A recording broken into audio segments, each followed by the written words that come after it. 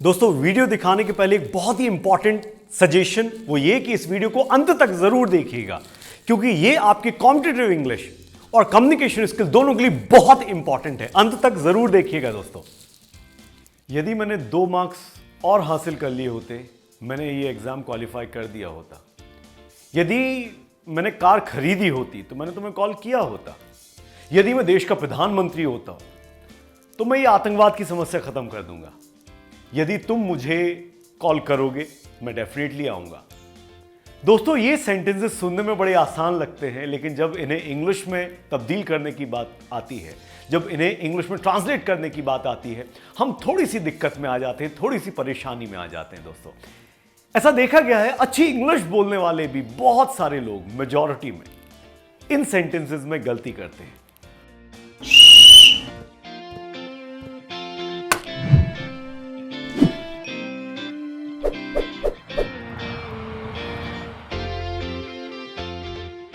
Hello friends, my name is Ankit Bohre from Velocity the English factory. आज के इस video में हम जानने जा रहे हैं कंडीशनल्स को।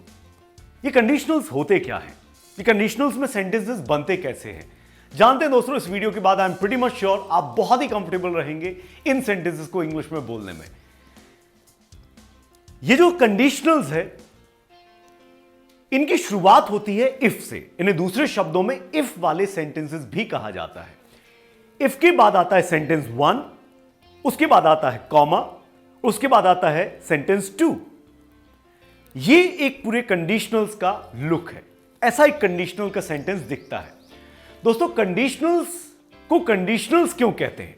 क्योंकि इस चैप्टर में आप कंडीशन रखते हैं, इन सेंटेंसेस में आप कंडीशन रखते हैं। यदि तुम मेरी मदद करते हो मैं तुम्हारी मदद करूंगा। यदि मम्मा खाना बनाती है तो मैं खाना खाऊंगा। यदि तुम फर्स्ट रैंक लाते हो तो मैं तुम्हें यह गिफ्ट दूंगा। Something like that. इस कारण से इसे कंडीशनल्स कहते हैं दोस्तों। तो आइए शुरुआत करते हैं इस पर्टिकुलर चैप्टर की। केवल 4 तरह की सेंटेंसेस होते हैं जो इस कंडीशनल्स में आते हैं। बहुत ही आसान, बहुत ही इजी है, आप बहुत आसानी से इसे बना पाएंगे दोस्तों। देखिएगा कैसे। सबसे पहला कंडीशनल्स होता है जिसे हम साइंटिफिक कंडीशनल्स या फैक्चुअल कंडीशनल्स के नाम से भी जानते हैं। इन सेंटेंसेस में 100% निश्चित होता है, तय होता है कि यदि कोई व्यक्ति ऐसा करता है तो ऐसा ही होता है। जैसे कि यदि हम दूध में नींबू डालते हैं तो दूध फट जाता है। यदि मैं बीमार होता हूं मैं डॉक्टर के पास जाता हूं। यदि हम लोहे की छड़ को, लोहे की सरिया को पानी में डालते हैं उसमें जंग लग जाती है। इन सेंटेंसेस में हम फैक्चुअल्स बात करते हैं। इन सेंटेंसेस में हम हैबिट्स की बात करते हैं। इन सेंटेंसेस में हम फैक्ट्स, ट्रूथ्स की बात करते हैं दोस्तों। इसका जो सेंटेंस होता है, फॉर्मूला होता है, सबसे पहले शुरुआत होती है इफ से। उसके बाद आता है पहला सेंटेंस जो कि रहेगा प्रेजेंट सिंपल में। उसके बाद आएगा कॉमा। उसके बाद आता है दूसरा सेंटेंस जो भी प्रेजेंट सिंपल में ही रहेगा।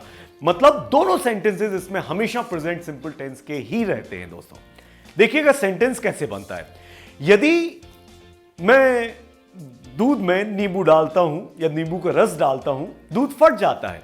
If I drop lemon juice in milk it gets sour. If I touch electricity wire I get shock.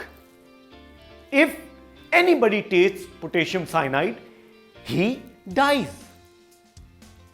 आइए दोस्तों अब चलते हैं हम अपने दूसरे कंडीशनल्स पर। इसे कहते हैं प्रोबेबल कंडीशनल्स। प्रोबेबल कंडीशनल्स वो सेंटेंसेस होते हैं, वो कंडीशंस होती हैं जो फैक्चुअल कंडीशनल्स की तरह 100% निश्चित नहीं होती, जो साइंटिफिक कंडीशनल्स की तरह 100% श्योर नहीं होती कि यदि कोई व्यक्ति ऐसा करता है तो ऐसा ही होता है। बल्कि इन सेंटेंसेस में, इन वाक्यों में संभावना होती है, संभावना, प्रोबेबिलिटी होती है कि यदि कोई व्यक्ति ऐसा करता है तो ऐसा हो जाएगा।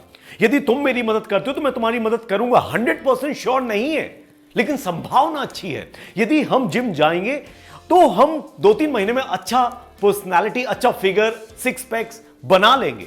100% श्योर नहीं है लेकिन संभावना अच्छी है। यदि हम इस वीडियो को देखते हैं तो हम कंडीशनल सीख जाएंगे। 100% श्योर नहीं है लेकिन संभावना बहुत अच्छी है। ऐसी बातों को दोस्तों हम प्रोबेबल कंडीशनल्स में लाते हैं। इसका जो फॉर्मूला होता है, सबसे पहले आता है इफ, उसके बाद आता है सेंटेंस 1। सेंटेंस 1 का जो फॉर्मूला रहेगा वो सब्जेक्ट प्लस वर्ब का फर्स्ट फॉर्म प्लस ऑब्जेक्ट, मतलब प्रेजेंट सिंपल टेंस, फिर आएगा कॉमा, फिर आता है दूसरा क्लॉज, दूसरा सेंटेंस जो कि रहेगा subject plus will plus verb का फर्स्ट फॉर्म प्लस ऑब्जेक्ट, मतलब फ्यूचर सिंपल टेंस में। सेंटेंस देखिएगा कैसे बनता है। यदि तुम मेरी मदद करते हो मैं तुम्हारी मदद करूंगा। If you help me I will help you. If you watch this video you will learn conditionals. दोस्तों ये है प्रोबेबल कंडीशनल्स।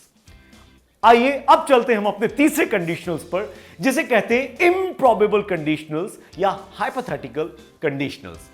ये वो सेंटेंसेस हैं जिनमें आप इमेजिनेशन दिखाते हैं, इनमें आप सोचते हैं, इमेजिन करते हैं, हाइपोथेटिकल बात करते हैं।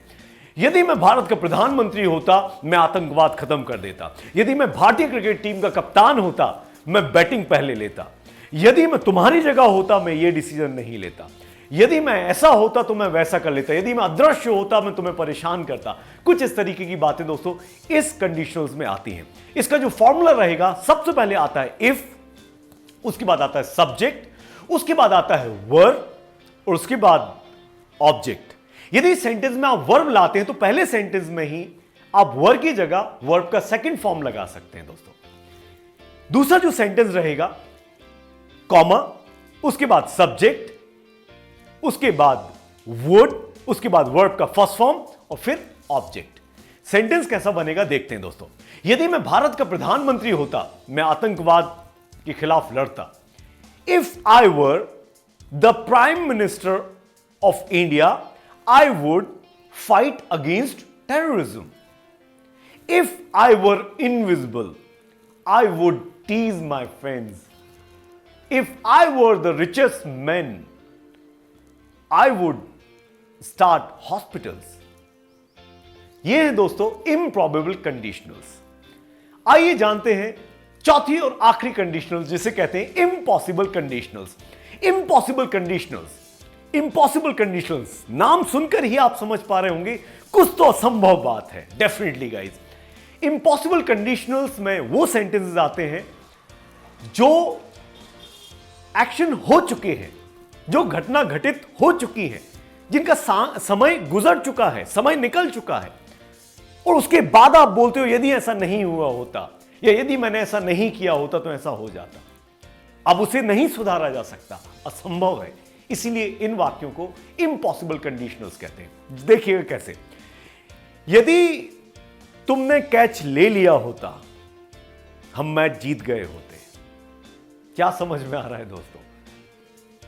तुमने कैच ड्रॉप कर दिया है और अब मैच हार चुके हैं, अब कुछ नहीं हो सकता। यदि मैं उस रास्ते से नहीं गया होता मेरा एक्सीडेंट नहीं हुआ होता।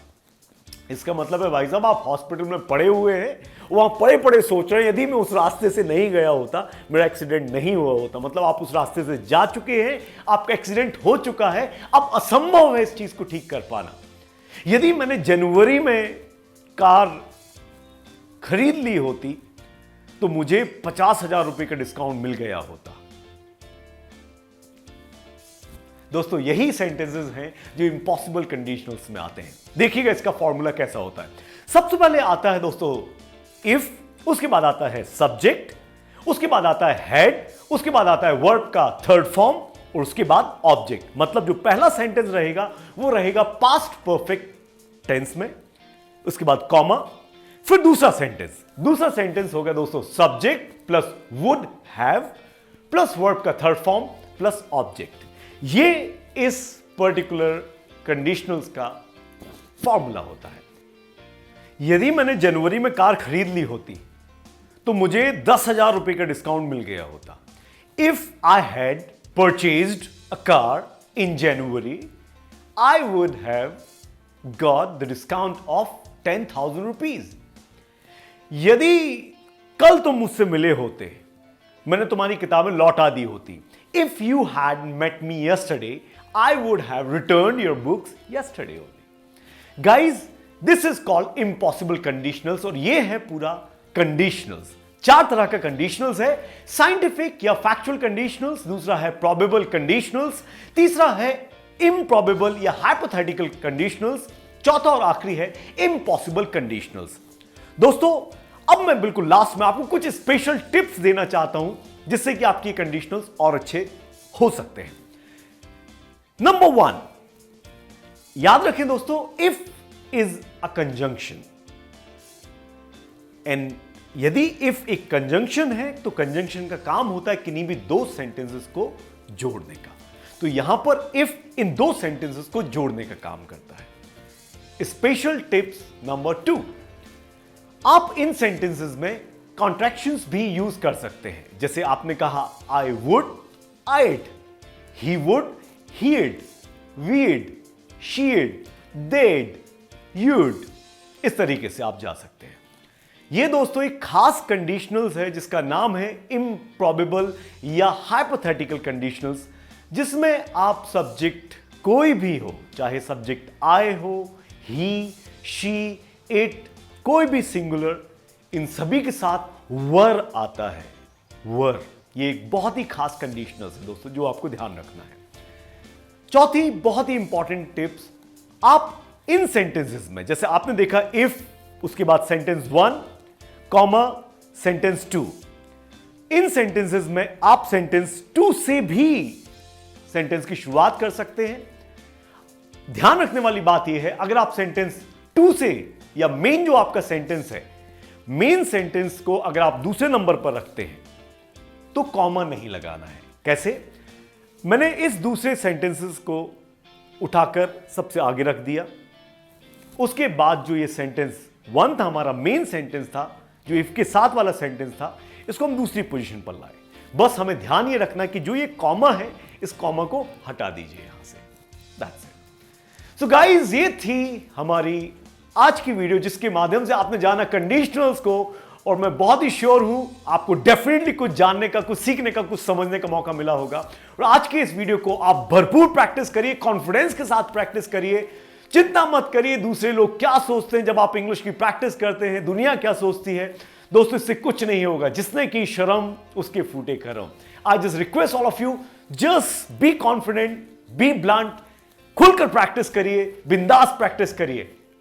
आज के लिए इतना ही, और बस इंतजार करिए हमारे अगले वीडियो का। Definitely you will get something amazing once again guys. So thank you so much, have a wonderful time, enjoy English, enrich your English and personality. Thank you so much guys. Have a wonderful time.